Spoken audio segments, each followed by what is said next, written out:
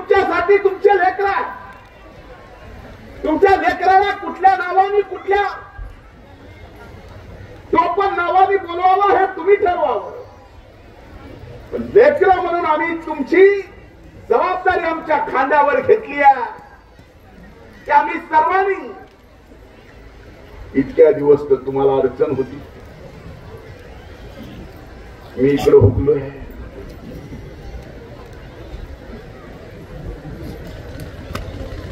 म्हणून इकडे येताना सुद्धा लई जणाचे शिव्या श्राप घेऊन शिरूर तालुक्यात यावं लागायचं मागच्या 10 वर्षात. का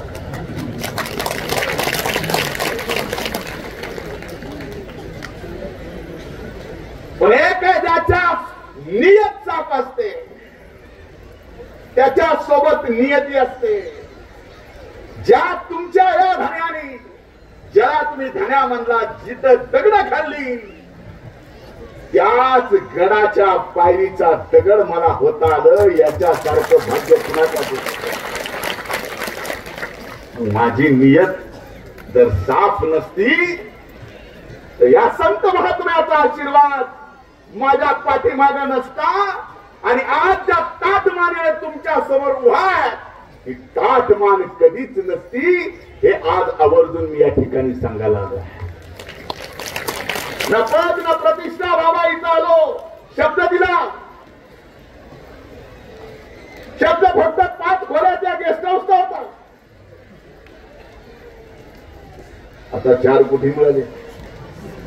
रुपयाची एक कोटीची एक खोली आहे. तसं नाही आहे.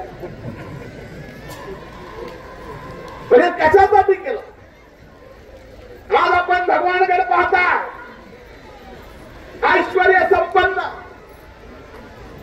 गणिनाथ गडाचा विकास चालू आहे, जगत नारायण गडाचा विकास चालू आहे. पण ही छोटी छोटी जी तीर्थस्थळ आहेत आमच्यासाठी तीर्थरूप आहेत, ही छोटी छोटी तीर्थस्थळ सुद्धा विकसित झाले पाहिजेत. आणि ते विकास होताना त्याचा फायदा ह्या भक्त जनांना झाला पाहिजे, एवढीच प्रामाणिक भावना आहे. मी सतीशवर रागवलो ते खरं. मला आजच्या दिवशी या कार्यक्रमाला यायचं नव्हतं. माझ्या जीवनामध्ये मी एक नियम केला.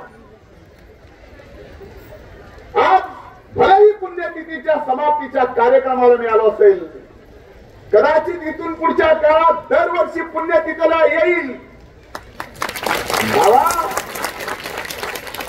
मला भाषण करायला लावू नका, कारण अध्यात्माच्या व्यासपीठावर भाषण मी करावं एवढा मोठा मी नाही आणि न कधी समजणार.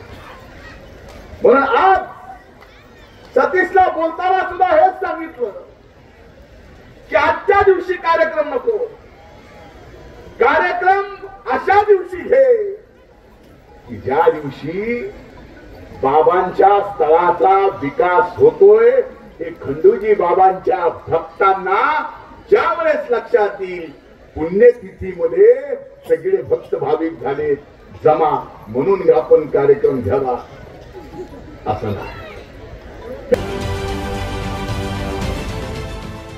देश विदेशातील प्रत्येक घडामोडींचे लाईव्ह अपडेट मिळवण्यासाठी आता साम टीव्हीच्या सर्व सोशल मीडिया प्लॅटफॉर्मला लाईक, फॉलो आणि सबस्क्राईब करा.